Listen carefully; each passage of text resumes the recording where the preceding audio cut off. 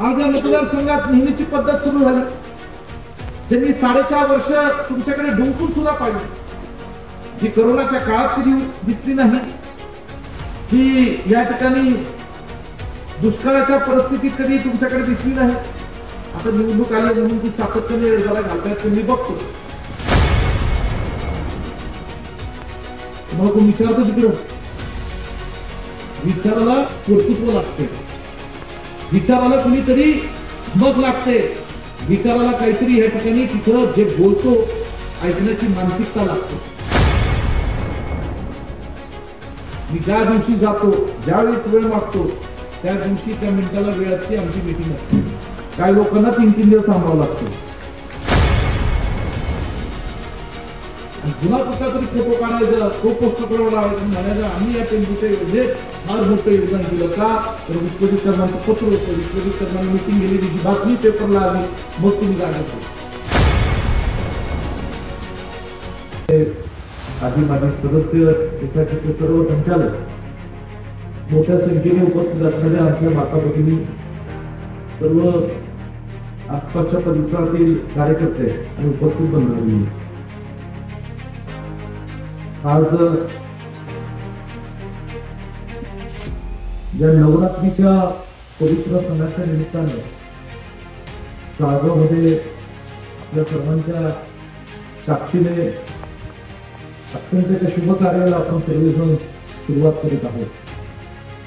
आपल्या सोसायटीच्या माध्यमातून बांधल्या गेलेल्या आपले 24 तळेगाव मतदारसंघाचे भाग्य विधाते आदरणीय पतंगरावजी कदम साहेबांच्या नावाने जे व्यापार संकुल आहे, त्या व्यापार संकुलाचं उद्घाटन आज या ठिकाणी झालंय, हे मी प्रथमतः जाहीर करतो. आज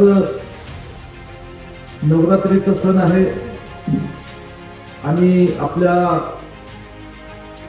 संस्कृतीतील परंपरेतील एक अत्यंत महत्वाचा सण आहे. आणि म्हणून या नवरात्रीच्या सणाच्या निमित्ताने आपल्या सर्वांना मी मनापासून या ठिकाणी मला शुभेच्छा आणि सदिच्छा देतो. आज जवळजवळ 45 लाखाचे इतर काही कामं व सोसायटीचा हा उद्घाटन समारंभ या कार्यक्रमाच्या निमित्ताने मी खरं इथं आलो. माझ्या आधीच्या वक्त्यांनी बरंच विस्तारपणे आपल्या भावना मांडलेल्या आहेत आणि वास्तविक पाहता ज्या शाळगाव गावाच्या विकासामध्ये आदरणीय पतंगरावजी कदम साहेब आणि आदरणीय मोहनराव कदम दादांनी नेहमीच भर टाकण्याचं काम केलं. या शाळगावचे जे काही सार्वजनिक प्रश्न असतील, ते ग्रामीण भागातल्या आपल्या शेतकऱ्यांचे असतील, आपल्या माता भगिनींचे असतील, तरुण पिढीचे असतील, हे सर्व प्रश्न गेल्या अनेक वर्षांपासून तुमच्या आशीर्वादाने, तुमच्या साथीने हे आदरणीय पतंगरावजी कदम साहेब, आदरणीय मोहनराव कदम दादा आणि आमच्या सर्व कदम कुटुंबातल्या सदस्यांच्या माध्यमातून आम्ही प्रामाणिकपणे हे प्रश्न सोडवण्याचा प्रयत्न केला. ज्या ज्या संस्था पतंगरावजी कदम साहेबांनी उभ्या केल्या, आपला सोनेरा सहकारी साखर कारखाना असो, कालवेश्वर सहकारी सूतगिरणी असो, भारतीय विद्यापीठ शिक्षण संस्था असो, भारतीय विद्यापीठ हे आरोग्याचं उपचार देणारी, आरोग्याची सेवा देणारी आपली एक हॉस्पिटल असो, या सर्व संस्थांच्या माध्यमातून या करेगाव तालुक्यातील आपल्या शाळगाव गावातला कुठलाही कार्यकर्ता जेव्हा जेव्हा साहेबांकडे, दादांकडे, माझ्याकडे, बापूंकडे आलेला आहे, त्यावेळेस कुठलाही कार्यकर्ता हा कधीही रिकाम्या हाताने परत गेलेला नाही. लागेल ती मदत या शाळगावातील प्रत्येक शेतकऱ्याला आणि इथल्या कार्यकर्त्याला देण्याचं काम आम्ही या सर्व संस्थांच्या माध्यमातून केलेलं आहे. एकीकडं कुणाची शैक्षणिक गरज असेल, कुणाचा स्वतःचा प्रपंच संसार उभा करण्याची आवश्यकता असेल, गावाला विविध योजनांच्या अंतर्गत जे काही विकास निधी असेल, तो विकास निधी देण्याचं काम असेल, त्या सगळ्या विकास निधीच्या माध्यमातून सुद्धा गावात साहेबांच्या पश्चात आदरणीय मोहनराव कदम दादा आणि माझ्या ज्या काही आमदार फंड असेल, डीपीडीसी असेल, राज्यमंत्री म्हणून जे काही मला तुम्ही सर्वांनी आशीर्वाद देऊन महाराष्ट्रात काम करण्याची संधी दिली, पलूस कडेगाव मतदारसंघाची सेवा करण्याची संधी दिली, त्या निधीच्या माध्यमातून सुद्धा या गावामध्ये सातत्याने या नेत्या मार्गातनं आपण या गावामध्ये विकास करण्याचं काम केलं। वास्तविक पाहता मला आज जाणीवपूर्वक एका विषयावर मुद्दाम बोलायचं।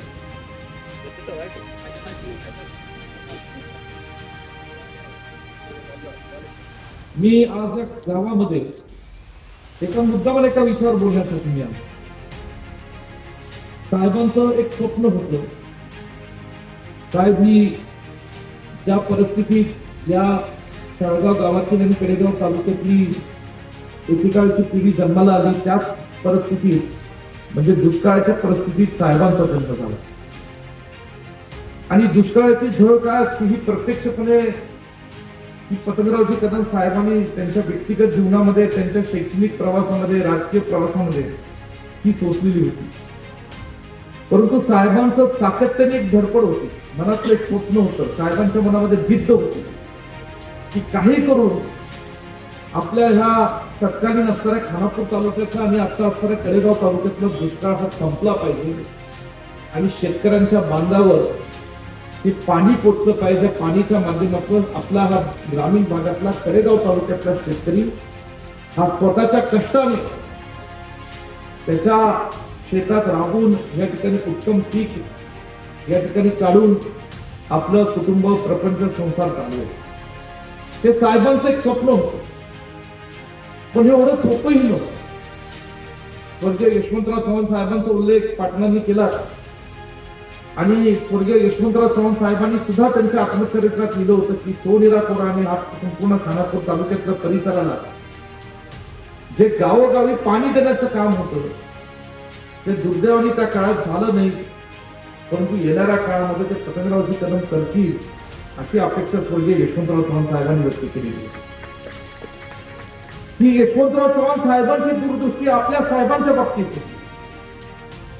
साहेबांच्या व्यक्तिगत जीवनामध्ये स्वर्गीय यशवंतराव चव्हाण, स्वर्गीय वसंतदादा असतील, खास करून स्वर्गीय यशवंतराव मोहिते भाऊ अशा अनेक महाराष्ट्रातल्या दूरदृष्टीच्या जाणत्या अभ्यासू असणाऱ्या नेत्यांचा फार मोठा प्रभाव होता।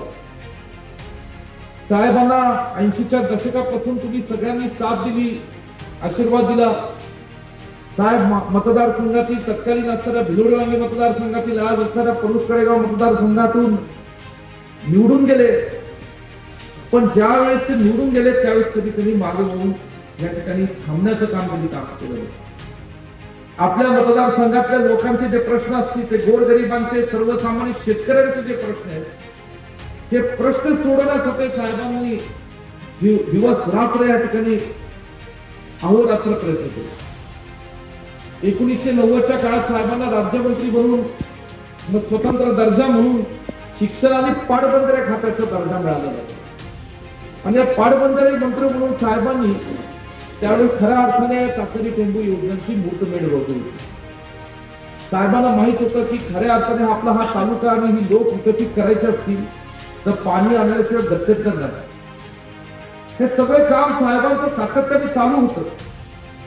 साहेबांचा एक स्वभाव दुर्दैवाने असा होता की जे ते काम करायचे, दिवस रात्र राबायचे, ते कधी लोकांना असं फार जाहीर पद्धतीने सांगत होते की हे मी केलं, हे मी केलं, ही सांगण्याची वेळ कधी साहेबांवर कधी येत नव्हती।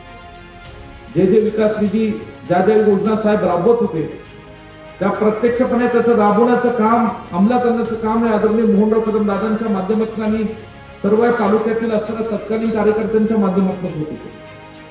इथे जुन्या पिढीतली अनेक मंडळी आहेत, आमचे तानाजी पुढारी असतील, मधुनाना स्टेजवर आहेत, ती अनेक मंडळी या स्टेजवर आहेत ज्यांनी 80च्या दशकापासून आदरणीय ताता या ठिकाणी स्टेजवर आहेत, ज्यांनी 80-90च्या दशकापासून साहेबांचं काम हे प्रत्यक्षपणे डोळ्यांनी पाहिलं।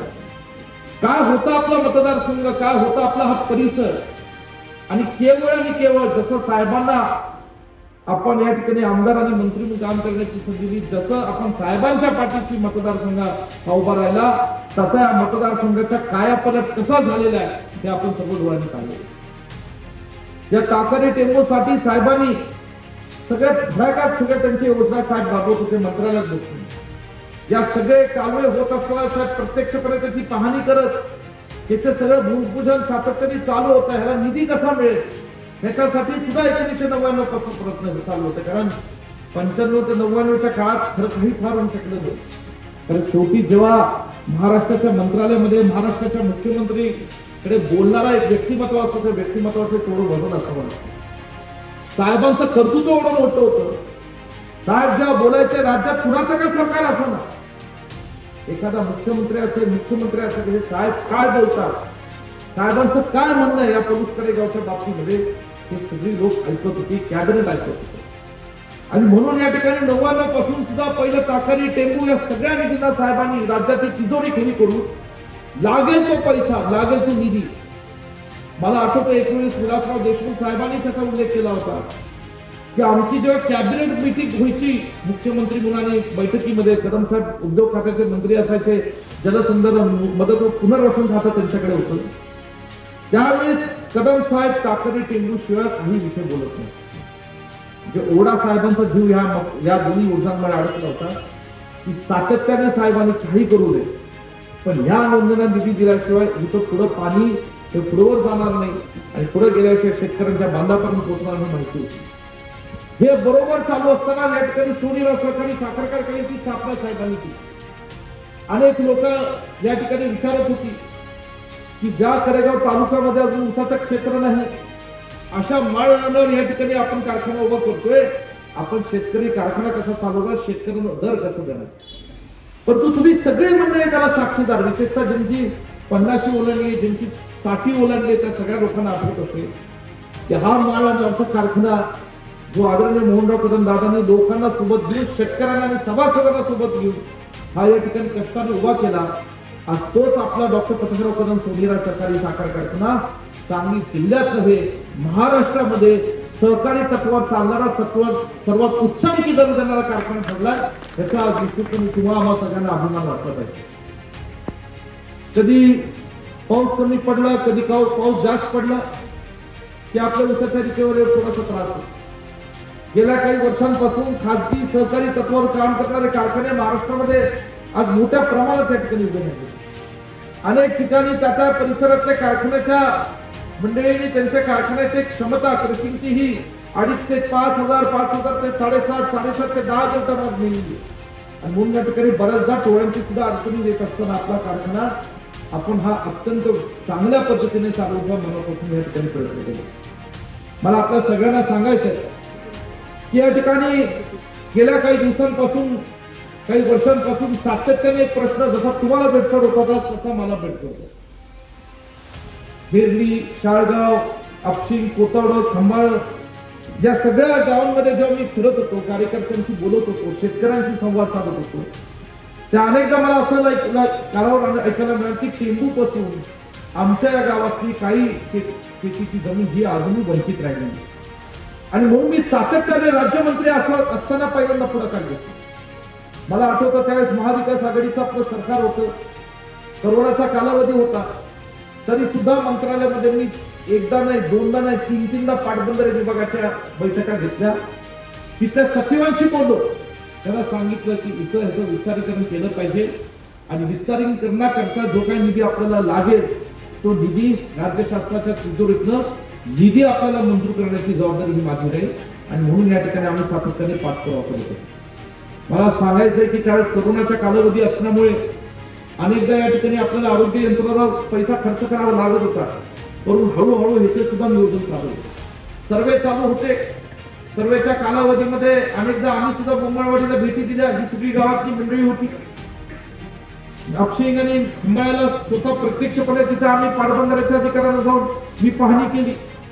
हे सगळं चालत होतं आणि या ठिकाणी जेव्हा सरकार गेलं त्यावेळी सुद्धा मी हा पिछा सोडला नाही. सगळ्या अधिकाऱ्यांना सांगत होतो की हे माझी योजना कुठल्याही परिस्थितीत या ठिकाणी केला पाहिजे कारण तुम्ही अत्यंत विश्वासाने मला विधानसभेचा आमदार म्हणून निवडून दिलंय आणि म्हणून जसं साहेबांनी ताकारी टेंबू योजनेसाठी जीवाचं रान करून या ठिकाणी ही उपलब्ध करून दिला तसंच ह्या टेंबू योजनेच्या विस्तारित योजनेच्या आपल्या तालुक्यातील 144 असणाऱ्या एकरासाठी लागेल तो निधी उभा करण्याचं काम गेल्या काही वर्षांपासून मी या ठिकाणी आपल्या सर्वांच्या आशीर्वादाने केलं. आज या मतदारसंघात नेहमीची पद्धत सुरू झाली. त्यांनी 4.5 वर्ष तुमच्याकडे डुंकून सुद्धा पाहिजे, जी कोरोनाच्या काळात कधी दिसली नाही, जी या ठिकाणी दुष्काळाच्या परिस्थितीत कधी तुमच्याकडे दिसली नाही. आता निवडणूक आली म्हणून ती सातत्याने जरा घालतायत मी बघतो. आणि या ठिकाणी पुन्हा त्यांनी सातत्याने काय करायचं की विश्वजित कदमांनी कधी पत्र दिली, विश्वजित कदमांनी कधी भेटी घेतल्या मंत्र्यांच्या, पाटबंधारे मंत्र्यांच्या कधी भेटी घेतल्या, पाटबंधारे सचिवांच्या कधी भेटी घेतल्या, कधी मीटिंग केल्या. ती पत्र जी दिली ती पत्राची कॉपी कुठून माहिती काढायची आणि त्याच्या आधीची पत्र एक लिहायचं आणि त्याच्या आधीचं तारीख टाकून द्यायचं. बघा आम्ही आधी प्रयत्न केला, तुम्ही काय केलं? तुम्हाला कोण विचारतो तिकडं? विचाराला कर्तृत्व लागतंय, विचाराला कुणीतरी धमक लागते, विचाराला काहीतरी या ठिकाणी तिथं जे बोलतो तर ऐकायला या ठिकाणी थोडी एक ऐकण्याची मानसिकता लागते. आज तुमच्या आशीर्वादाने, पलुसकडे गावच्या सर्वसामान्य लोकांच्या आशीर्वादाने आदरणीय पतंगरावजी कदम साहेबांची पुण्याई आणि तो वारसा आणि त्यांच्या नावाचा दबदबा एवढा आहे की राज्यात काय हिंदुस्थानात जरी कुणाचं सरकार असलं तरी पलुसकडे गावचं काम हे तुमच्यामुळं आज कुणी रोखू शकत नाही. ही पुण्य आपल्या मातीची आणि म्हणून जेव्हा विश्वजित केल्यावर सुद्धा या ठिकाणी सरकार कुणाचं का असलं ना, मी जेव्हा तिथं मंत्रालयात जातो, मी बैठकी घेतो, मंत्र्यांच्या मुख्यमंत्र्यांच्या घेतो, मी ज्या दिवशी जातो, ज्यावेळेस वेळ मागतो त्या दिवशी त्या मिनिटाला वेळ असते, आमची मीटिंग असते. काही लोकांना 3-3 दिवस थांबावं लागतं. 3-3 दिवस थांबायचं. जुना कधीतरी उभा असतानाचा फोटो असं दाखवायचं, काहीतरी कागदात द्यायचा असतो, उभा असताना फोटो, बसून सुद्धा बसण्याची हिंमत नाही. आम्ही जी चर्चा करतो ती बसून समोरासमोर चर्चा करतो, तर आम्हाला प्रश्न सोडवायचा असतो. तो कागद नेमका कसा हे सुद्धा त्या फोटो दिसत नाही. तो कागद सुद्धा असा असतो, असा निवडलेला, म्हणजे काय दिलंय ते पण माहित नसतं. आणि जुना कुठला तरी फोटो काढायचा, तो पोस्टरला लावायचा, म्हणायचं आम्ही या टेंबूच्या योजनेत फार मोठं योगदान दिलं. का तर विश्वजित कर्मांचं पत्र होतं, विश्वजित कर्मांनी मीटिंग गेलेली, जी बातमी पेपरला आली, मग तुम्ही जागेत. हरकत मला काहीच नाही. माणसं पलुसकडे गावची जागृत आहे, त्या परिसरातली माणसं जागृत आहेत. म्हणूनच या परिसरातल्या गावांनी गेल्या प्रत्येक निवडणुकीमध्ये हे कदम कुटुंबाच्या पाठीशी खंबीरपणे उभं राहण्याचं काम केलं. आणि तुमच्या आशीर्वादाच्या बळावर, तुम्ही दिलेल्या प्रेमाच्या ताकदीवर या ठिकाणी आज पलुसकडे गावचं हे संपूर्ण काम आज वेगाने करण्याचं काम हे दादांच्या मार्गदर्शनाखाली, अनेक ज्येष्ठांच्या मार्गदर्शनाने करण्याचा प्रयत्न आम्ही करतो. माझ्या आधीच्या वक्त्यांनी अनेक गोष्टींचा उल्लेख केला. 5 सप्टेंबरला शिक्षक दिन होता. खरं सांगायचं म्हणलं तर आपल्या साहेबांचं एवढं मोठं काम साहेबांनी उभं केलं, शून्यातनं केलं. साहेबांच्या नेतृत्वावर, व्यक्तिमत्वावर, कर्तृत्वावर महाराष्ट्रातल्या, हिंदुस्थानातल्या लोकांना आदर होता. हे सगळं साहेब करत असताना साहेबांच्या दुःखद निधनानंतर साहेबांची एक प्रेरणा नव्या तरुण पिढीला मिळाली. एक या ठिकाणी तरुण पिढीला कळावं की साहेबांनी शून्यात उभं केलं. म्हणून डॉक्टर पतंगराव कदम सोनीरा सरकारी साखर कारखान्याच्या परिसरात इथल्या सगळ्या सभासदांनी, कामगारांनी, शेतकऱ्यांनी, या ठिकाणी संचालकांनी मान्यता दिल्यानं आपण एक स्मारक उभं केलं. परंतु माझी तळमळ होती की स्मारक हे 8 जानेवारीला साहेबांची जयंती असेल, कुंभोरा साहेबांची पुण्यतिथी असेल, ज्या श्रीमती सोनियाजी गांधींच्या हस्ते, एका आमच्या माता समान असणाऱ्या एका महिलेच्या हस्ते कारखान्याची उभारणी झाली, त्याच सोनियाजी गांधींच्या हस्ते या ठिकाणी त्या कारखान्याचं स्मारकाचं उद्घाटन व्हावं अशी माझी तळमळ होती. परंतु कदाचित आपल्या लोकांना माहित असेल नसेल, श्रीमती सोनियाजी गांधींना कॅन्सर झाला आणि म्हणून या ठिकाणी आम्ही त्यांना भेटलो, विनंती केली की मॅडम काही असू द्या, तुम्ही चालत. त्यांनी सांगितलं विचारित मी 100% पतंगरावजी कदम साहेबांचा कार्यक्रम मी चुकवणार नाही. कारण मला आठवतं ज्यावेळेस पतंगरावजी कदम साहेब आपले मुंबईमध्ये हॉस्पिटलमध्ये होते, ज्या दिवशी सोनियाजी गांधींना कळालं, तडाख्यात विमान काढलं आणि दुसऱ्या दिवशी आपल्या साहेबांना बघण्यासाठी मुंबईमध्ये ते आले होते. हे जे काही नातं आम्ही निर्माण केलं महाराष्ट्रामध्ये आपल्या मातीशी, आपल्या लोकांची, वरिष्ठांची, आज त्या नात्यातून एक असं स्मारक उभं राहावं जिथं लोकांना सातत्याने यावंसं वाटलं. तिथं त्या स्मारकामध्ये आपल्या संस्कृतीला, आपल्या परंपरेला जोपासणाऱ्या काही वस्तू असाव्यात. म्हणून आम्ही विठ्ठल रुक्मिणीचं मंदिर बांधलं, आई तुळजाभवानीची बांधलं, गणेशाचं मंदिर बांधलं. आणि त्या 5 सप्टेंबरला शिक्षक म्हणून साहेबांनी ज्यांनी त्यांच्या आयुष्याची सुरुवात केली होती आशा पतंगरावजी कदम साहेबांच्या स्मारकाचं उद्घाटन आदरणीय राहुलजी गांधी, पवार साहेब आणि खडगे साहेबांच्या शुभ हस्ते केलं. खरं त्याच्या आदल्या दिवशी प्रचंड पाऊस पडत होता. तुमच्यापैकी किती लोक कडेगावला काही मंडळी काम बघण्यासाठी नियोजनासाठी मदत करायला काही मंडळी कडेगावलाच होती. पाऊस पडला की माणसं माझ्या चेहऱ्यावरचं टेन्शन बघायचं. लोकांना असं वाटायचं बाळासाहेब तुम्ही काही 6 दिवस झोपलाय का नाही झोपला, कारण पावसाचा थेंब पडला की माझी झोप अशी लगेच म्हणून मी मंडपात जाऊन थांबायचं. सगळ्यांनी कष्ट घेतले. कदम कुटुंबातल्या आमच्या पिढीने घेतले, तरुण पिढीने, या ठिकाणी कार्यकर्त्यांनी घेतले, लोकांनी घेतले आणि आम्हाला वाटलं येतील माणसं प्रेमाने प्रत्येकाला घरची प्रतिका पोचलीची माणसं येतील. पण जेवढी माणसं आम्ही बोलवली त्याच्या तिप्पटीने माणसं आली. पोलिसांचा आकडा जवळ 2.5 ते 3 लाख लोक त्या ठिकाणी 5 सप्टेंबरला मोठ्या संख्येने उपस्थित होते. खरं सांगायचं म्हणलं तर आमच्या काही भगिनींना काही लोकांना त्रास झाला. विट्यापर्यंत गाड्या अडकल्या होत्या. कोण म्हणतात तिकडे वांगी रामापूर पर्यंत गाड्या अडकलेल्या होत्या. काही माणसं दुर्दैवानी कार्यक्रमाला ट्रॅफिकमुळे येऊ सुद्धा शकली. एवढं मोठं प्रेम हे साहेबांच्या कर्तृत्वावर लोकांनी त्या दिवशी दाखवलं की केवळ आम्हीच नाही तर राहुल गांधी सुद्धा म्हणून गेले की आज विरोधी पक्ष लोकसभेचं सदस्य नेतेपद स्वीकारल्यानंतर महाराष्ट्राच्या मातीमध्ये पहिल्यांदा आल्यानंतर जंगी स्वागत हे सांगलीच्या आपल्या कडेगावच्या लोकांनी 5 सप्टेंबरच्या कार्यक्रमाच्या रूपाने त्यांना करून घेतलं. आणि म्हणून मला आपल्या सर्वांना सांगायचं हे जे काम हे काम आम्ही पुढे चालू ठेवणार. कुठे या ठिकाणी आज अडचण नाही. ते सांगितलं 1500 हेक्टरचं काम आहे. ते कराड तालुक्यामध्ये काही लाभक्षेत्र आहे, कडेगाव तालुक्यातले काही लाभक्षेत्र बंदिस्त पाईपलाईन आहे. या सगळ्या गोष्टींची योजना पुण्यामध्ये सुद्धा आमची गुणाला साहेबांसोबत मीटिंग झाली. कडेगावला 2-3 मीटिंग झाल्या तर शांताराम बापू सातत्याने उपस्थित राहायचे. आमच्या सगळ्या मीटिंग मध्ये अनेकदा नकाशे घेऊन तास मी अधिकाऱ्यांबरोबर बसलोय आणि आपले बारकावे हे जे काय आहेत ते आम्ही सगळे चोखून या ठिकाणी आज ही योजना आपल्या सगळ्या विस्तारित योजना मंजूर करून घेतली. मला एकच सांगायचं की जो काय वंचित राहिलेलं लाभक्षेत्र त्याला येणाऱ्या काळामध्ये निश्चितपणे या ठिकाणी पाणी मिळणार आणि ज्या दिवशी त्या आलेल्या पाण्याचं पूजन आपल्यामध्ये होईल त्या दिवशी महाराष्ट्रामध्ये महाविकास आघाडीचं सरकार असेल एवढं तुम्हाला निश्चितपणे येतं. आणि त्या दृष्टीने आपल्याला येणाऱ्या काळात गाफील न राहता जागृत राहून कुठल्याही चुकीच्या गोष्टी न या ठिकाणी आज बळी पडता या ठिकाणी आज आपण पुढे काम केलं पाहिजे.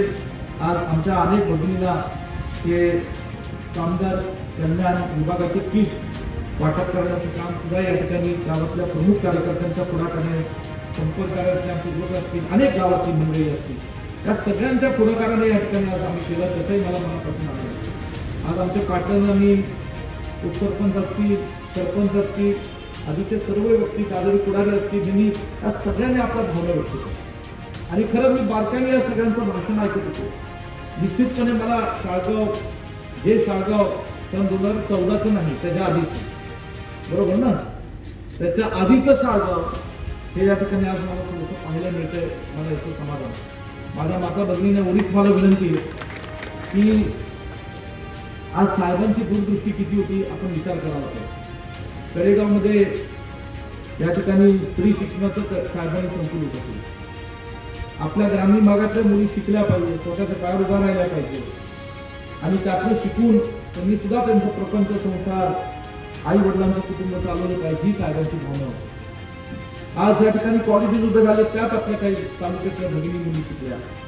आज कुणाला गोरगरिबाला अडचण असेल, कुणाची मुलांची अडचण असेल, त्यांना आरोग्य सेवा देण्याचं काम आज भारतीय हॉस्पिटलच्या माध्यमातून आम्ही सगळेजण करत आहोत.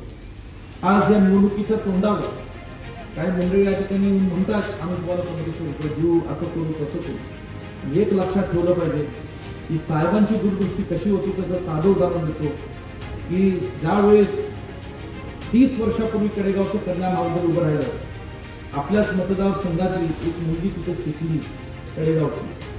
ती शिकली, ती पोलीस भरती झाली, तिची PSI झाली. मी मुंबईला एकदा जात होतो राज्यमंत्री असताना, ती आपलं 2 व्हीलर जात होते, तिने माझ्या काचीची खिडकी अशी वाजवली. मी ड्रायव्हरला म्हणलं लेका काय सिग्नल मोडला असता, तोही घाबरून म्हणला मी सिग्नल मोडला नाही. बाई म्हणाली ती भगिनी की जरा गाडी साईडला घ्या. मी साईडला घेतल्यानंतर ती म्हणली साहेब मी कडेगावची आणि त्यांना महाविद्यालयामध्ये मी भारती विद्यापीठाच्या विद्यार्थ्यांनी आज मुंबईमध्ये PSI म्हणून काम करतो. हे साहेबांचं जे होतं ते साहेबांनी 30 वर्षापूर्वी केलं होतं.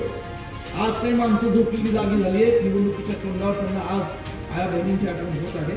पण साहेबांनी 30 वर्षापासून या मतदारसंघातल्या आपल्या सगळ्या माता बहिणींची सेवा केली आणि तीच परंपरा की मी आणि आमचे सर्व जनप्रतिनिधींनी पुढची पिढी शांताराम बापू आम्ही सगळेच पुढे तिथे काम करतोय ते मला आपल्या सर्वांना सांगायचं.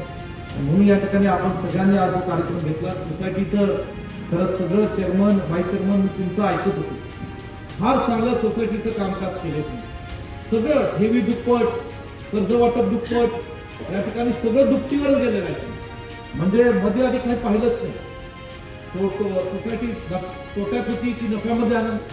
आज जो काय नफ्याबद्दल आलेला पैसा मिळाला त्यातल्या कदम साहेबांच्या नावाने व्यापार संकुल उभं केलं.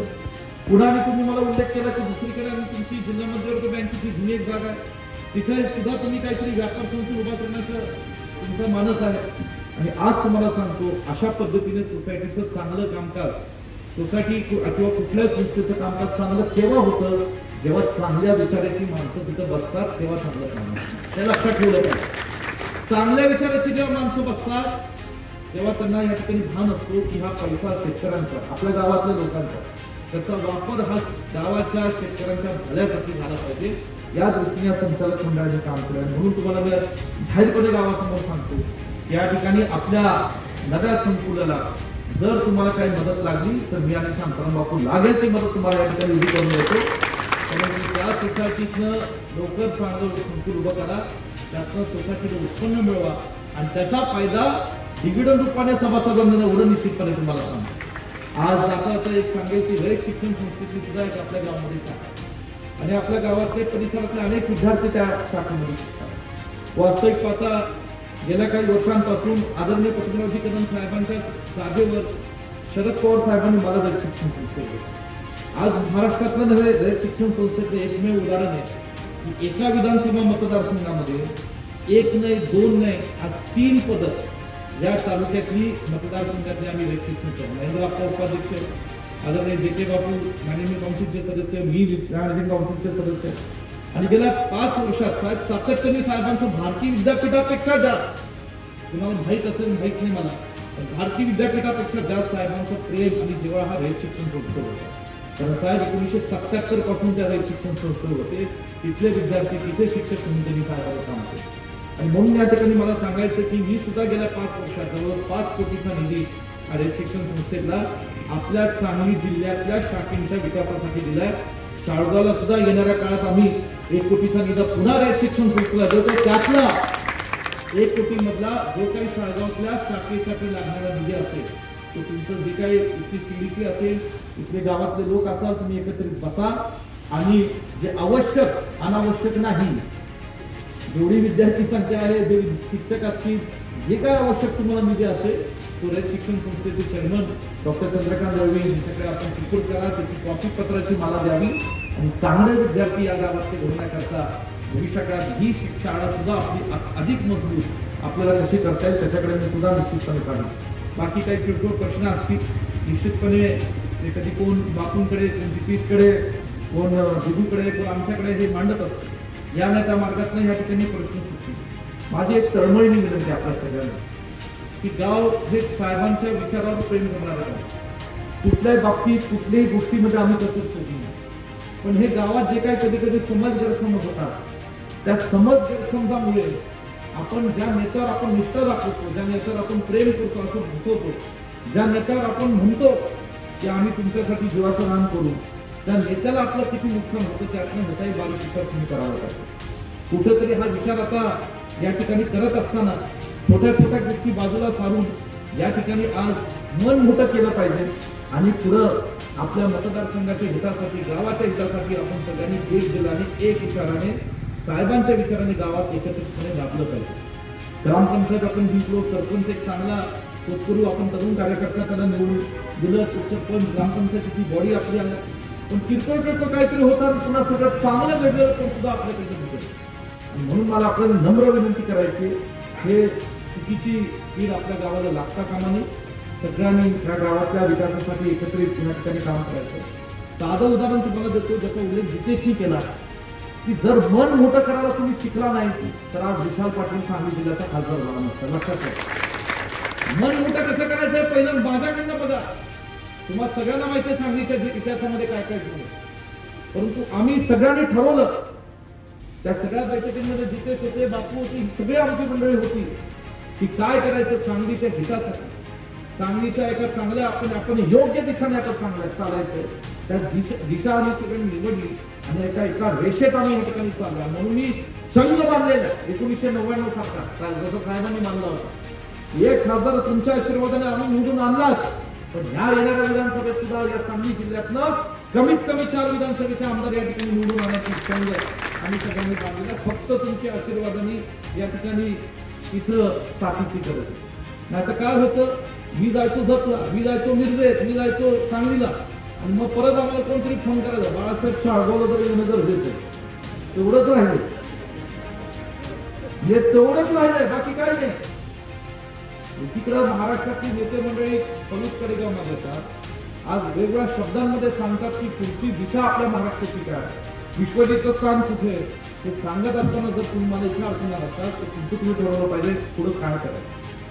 म्हणून मला आपल्या नम्र विनंती करायची, कुठल्याही कामामध्ये आम्ही कमी पडणार नाही, कधी कुणाला निराश होणार नाही, पण आपली नैतिकतेची जबाबदारीचा भान घेऊन आपण सगळ्यांनी सुद्धा या ठिकाणी आता येणाऱ्या काळात दिवस कमी आहेत आणि या दिवसांमध्ये सगळ्यांनी या ठिकाणी आज गल्ली आणि गल्ली या ठिकाणी मळा वस्ती या ठिकाणी शिकून, जसं बापूंनी सुद्धा या ठिकाणी अनेक मळे मध्ये केले आणि बरेचसे रस्ते, बरोबर ना, बरोबर सगळे या ठिकाणी आज मार्ग लावले. या ठिकाणी आज त्यांचंही गावातल्या लोकांच्या कार्यकर्त्यांनी ज्यांनी त्या प्रक्रियेमध्ये पुढाकार घेतला त्यांचा आभार मानतो. पुन्हा एकदा सोसायटीचे सर्व संचालक आणि सर्व चेअरमन, व्हाईस चेअरमन यांचा मी या ठिकाणी अभिनंदन करतो. जाता जाता एक सूचना देतो, कदम साहेब नेहमी म्हणायचे, जे चांगलं चालतंय ना ते चांगलं चालत राहून दिलं पाहिजे, त्याच्यात पुन्हा बोटं घालायचे नाही, बरोबर. जे चांगलं चालतंय त्याला चांगलं म्हणायचं, जर काही चुकत असेल तर हो, इथं बसलेल्या प्रत्येकाला अधिकारी जाऊन म्हणायचं चुकतंय, आणि जे चुकतंय असं म्हणणार नाही पुढच्यानी पण ऐकलं पाहिजे जर काही चुकत असेल. पण चांगलं चालत असताना त्याला साथ दिली पाहिजे. ही सोसायटी या गावातलीच सगळे त्या तालुक्यातली एक चांगली आदर्शवान सोसायटी व्हावी अशी करणे प्रार्थना करतो. पुन्हा आमच्या सगळ्या माता भगिनींना आज मी आपल्या नवरात्रीच्या निमित्ताने आपल्या सगळ्यांना शुभेच्छा आणि सदिच्छा देऊन इथंच थांबतो. जय हिंद, जय महाराष्ट्र.